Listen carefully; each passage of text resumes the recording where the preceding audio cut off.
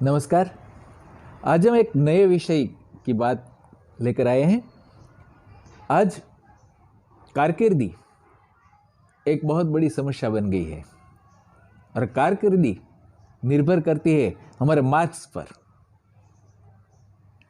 तो मार्क्स लाने की जो प्रक्रिया है, सभी विद्यार्थी चाहते हैं कि हमारे अच्छे गुणांक आए, अच्छे मार्क्स आए, लेकिन उसके लिए कुछ बातें ज़रूरी है। उसमें महत्वपूर्ण बात है मेमोराइजेशन, और इसके लिए ज़रूरी है कंसंट्रेशन और अटेंशन। तो इसकी हम बात करेंगे कि विद्यार्थी किस प्रकार से अभ्यास करे तो अच्छी तरह से वो ग्रास्प कर सकता है और अच्छी तरह से मेमोराइज कर सकता है, और ज़रूर पढ़ने पर यानी एग्ज़ाम के समय पर रिकॉल और रिकॉग्निशन बहुत अच्छी तरह से कैसे हो सकता है। तो इसके बारे में हम बहुत ये शॉर्ट वीडियो में महत्वपूर्ण टिप्स देंगे, तो ज़रूर देखिए पूरा वीडियो।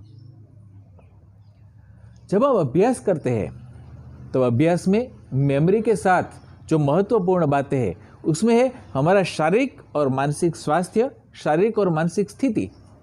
दूसरी बात है हमारा जो सब्जेक्ट्स है उसमें इंटरेस्ट। दूसरी बात है उसमें हमारा कंसंट्रेशन। तीसरी बात है हमारे अटेम्प्ट, हमारे प्रयत्न। और सबसे महत्वपूर्ण बात है हमारा संकल्प कि ये प्राप्त करना ही है। तो एक बार हम संकल्प कर लें तो कुछ भी अशक्य नहीं है, लेकिन इसके लिए एक हमें व्यवस्थित आयोजन करना पड़ेगा कि किस प्रकार से अभ्यास करना है। जैसे कि हमारा टाइम टेबल, हमारा समय पत्रक, किस समय पर हम अभ्यास करें, किस स्थान पर करें, आसपास का माहौल क्या है। एक शांत वातावरण में शांत होकर एकाग्रतापूर्वक, रसपूर्वक अध्ययन करना चाहिए। और इसके लिए व्यवस्थित समय पत्रक बहुत ज़रूरी है, क्योंकि पूरे साल में हमारा समय पत्रक, हमारा शेड्यूल है, थोड़े थोड़े चेंज होते रहेंगे। जैसे कि जब हमारी शाला और कॉलेज शुरू है तब हमारा शाला कॉलेज जाने का, पढ़ने का समय, अगर ट्यूशन क्लासेस में जाते हैं तो उसका आने जाने का समय, हमारे आराम का समय, तो बाकी कितना समय बचता है उसके अनुसार वो प्लानिंग करना चाहिए। और अगर रीडिंग टाइम है, वेकेशन है, तो पूरा टाइम है, तो उसके अनुसार, उसके हिसाब से हमें टाइम टेबल निश्चित करना चाहिए, निर्धारित करना चाहिए। और जब आप अभ्यास करने बैठे तब मल्टीटास्किंग से बचना चाहिए, पूरी एकाग्रता से अभ्यास करना चाहिए। तो किस प्रकार से अभ्यास करें, तो उसकी एक मेथड है PQ4R। PQ4R का अर्थ क्या है? P का अर्थ प्रीव्यू, Q का अर्थ है क्वेश्चंस, और 4R रीडिंग है, रिफ्लेक्शन है, रेसिटेशन है, रिव्यू है, और उसके बाद रिवीजन आएगा, रिपीटेशन आएगा। तो ये जो है, तो उसके बारे में समझ लें कि क्या है प्रीव्यू। एक जो यूनिट है, एक जो अभ्यास का पॉइंट है, वह पढ़ने जा रहे हैं, वह आपको टीचर पढ़ाने वाले हैं, उसके पहले आप प्रीव्यू कर लें। उस विषय की पूर्व तैयारी के रूप में उसका विहंगावलोकन कीजिए कि इसमें कौन से पॉइंट से, कितने सब पॉइंट से, इसमें क्या क्या है, और उसमें आप कितना जानते हैं, कितना नहीं जानते। आपके मन में जो भी क्वेश्चंस हो कि आप क्या जानना चाहते हैं, ये सब पहले आपके दिमाग में वो पिक्चर होगा। तो जब आप क्लासरूम में जाएंगे तो आपको बहुत आसानी होगी। आप इंटरेस्ट से सुनोगे, आप जो समझते हैं वो किस तरह से सिखाया, वो उसका मेमोराइजेशन अच्छी तरह से होगा। जो पॉइंट आपको ख्याल नहीं थे, आप नहीं समझते थे, वो टीचर जब वो समझाते हैं तब पूरी एकाग्रता से, पूरे इंटरेस्ट से आप सुनोगे, तो अच्छी तरह से वो ग्रास्प कर पाओगे। तो ये है प्रीव्यू का महत्व। प्रीव्यू के साथ उसके क्वेश्चंस, रिलेटेड क्वेश्चंस, आप क्या जानना चाहते हैं, तो ये बात। उसके बाद आप जब स्कूल से आएंगे, कॉलेज से आएंगे, तो घर पर आएंगे और रीडिंग करेंगे। तो जो रीडिंग करेंगे, शांत वातावरण में रीडिंग करते समय आप अगर महत्वपूर्ण जो टॉपिक्स है उसको अंडरलाइन करें या हाईलाइट करें, ये पद्धति अपना सकते हैं। तो आखिर में जब रिवीजन करेंगे तो आप वो अंडरलाइन या हाईलाइटर मार्कर से आप समझ जाएंगे, बहुत स्पीडी आप रिवीजन कर पाएंगे। तो ये भी अच्छी टेक्निक है। दूसरी बात ये है कि कुछ लोग ऐसा करते हैं कि इसमें हार्ड कौन सा है, जो सरल है वो कितना है, तो अलग अलग डिफरेंट कलर के मार्कर से वो कर सकते हैं। तीसरा एक अलग करके कोड करके अभी न समझ में नहीं आया उसका अलग कलर कोड, और वो दूसरे अपने जो टीचर है या मार्गदर्शक है उससे पूछने के लिए वो रखना। तो इस प्रकार से रीडिंग पूरी एकाग्रता के साथ रीडिंग होना चाहिए। क्योंकि कई बार ऐसा होता है, कई विद्यार्थियों की शिकायत है, वो पेज किताब खुली रख के सोते हैं, फिर वो पढ़ते जाते हैं 1 पेज 2 पेज, फिर पूरा पेज में क्या पढ़ा उसे पता ही नहीं चलता, क्योंकि वो उसका दिमाग उसके विचारों में कहीं और खो गए या नींद आ गई। तो ऐसा नहीं होना चाहिए। पढ़ने की पद्धति बेड पे लेटे हुए नहीं पढ़ना है, लेकिन हमेशा बैठ के या कुर्सी टेबल पर हमारा स्पाइन सीधा रहे, उस हिसाब से तो आप अलर्ट रहोगे, आपका माइंड अलर्ट रहेगा, नींद नहीं आएगी। तो ये सही पद्धति है। तो आप साथ में वो नोट करके जाइए, अंडरलाइन करते जाइए, हाईलाइट करते जाइए, बहुत महत्वपूर्ण है। दूसरी बात, उसे लिंक करते जाइए, जो भी है याद रखने के लिए, जो पहले के पॉइंट से आगे ना पहुंचे, जो आप जान चुके हैं उसके साथ कोरिलेट करते जाइए। टीचर ने क्या इसके बारे में कहा था, ठीक है ये है, इसके पहले मैंने क्या पढ़ा था ये है। इसके साथ आप इमेजिनेशन भी कर सकते हैं, कुछ सचित्र कल्पना, कुछ वर्णन पढ़ते हैं उसकी इमेजरी, तो इससे आपको ज़्यादा मदद मिलेगी। इसी प्रकार से जो आप पढ़ते हैं ऐसा भी कर सकते हैं कि पढ़ते वक्त आप उच्चारण करके पढ़ें, हो सके तो साथ में रिकॉर्डिंग कर लें आपने जो पढ़ा है, तो ऑडियो आपके पास रहेगा। जब आप खाली समय बैठे तो ऑडियो प्ले करें।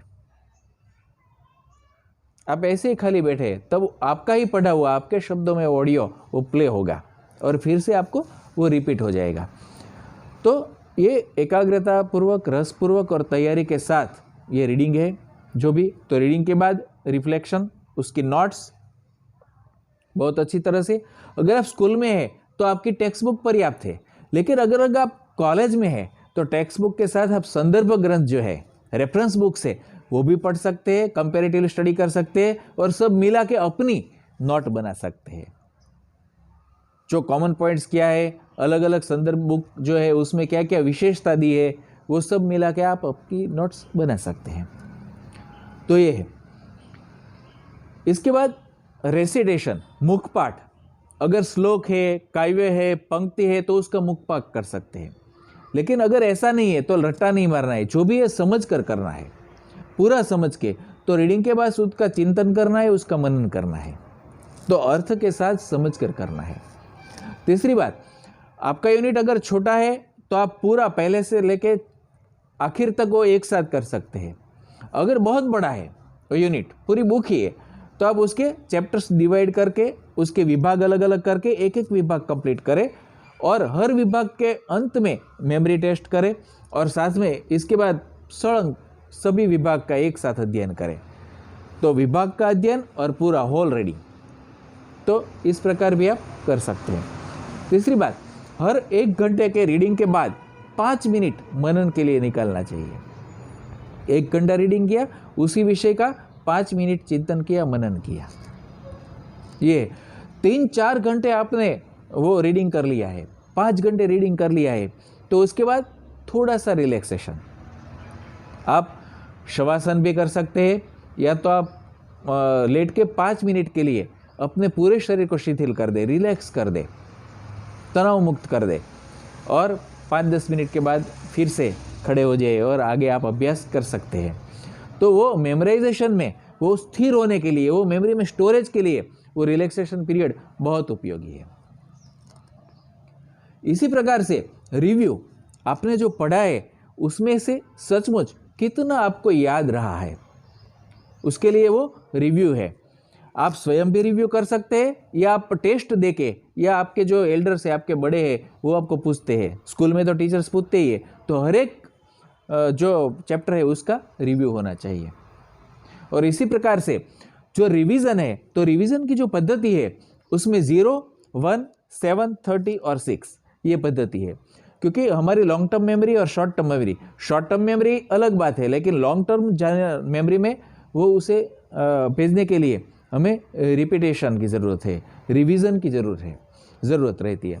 तो उसके लिए क्या है, एक 0 जिस दिन सीखे उसी दिन, दूसरा 1 24 घंटे में दूसरी बार आपका रिवीजन, 7 दिन के बाद तीसरा रिवीजन, 1 महीने के बाद चौथा रिवीजन और 6 महीने के बाद 5वां रिवीजन।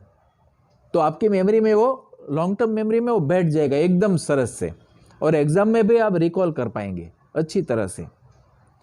तो बहुत अच्छा है। और एग्जाम टाइम पे तो पूरा विषय का, सभी सब्जेक्ट का रिवीजन के लिए आपको समय मिलता ही है, लेकिन इससे पहले 0, 1 day, 7 day, 30 days and 6 month, ये रिवीजन बहुत उपयोगी रहेंगे मेमोरी के जो सिद्धांत है उसके अनुसार। आपका शारीरिक स्वास्थ्य पूरा साल भर अच्छा रहना चाहिए, तो ही आप डिस्टर्ब हुए बिना आप पढ़ पाएंगे। इसी प्रकार से मानसिक स्वास्थ्य भी एकदम अच्छा होना चाहिए, तभी आप एकाग्र हो सकेंगे। और इसके लिए आसन, प्राणायाम और ध्यान आपको बहुत उपयोगी है। डेली 24 घंटे में से अगर 15 मिनट ध्यान के लिए, प्राणायाम के लिए निकाली जाए तो हमारा कंसंट्रेशन बढ़ाने के लिए वो बहुत उपयोगी है, हमारी एकाग्रता बढ़ेगी। दूसरी, तनाव जो है वो हमारी मेमोरी में डिस्टर्ब करते हैं, अवरोध डालते हैं, हमारी सीखने की प्रक्रिया में भी वो चिंता है और तनाव अवरोधक बनते हैं, तो ये तनाव को दूर करता है।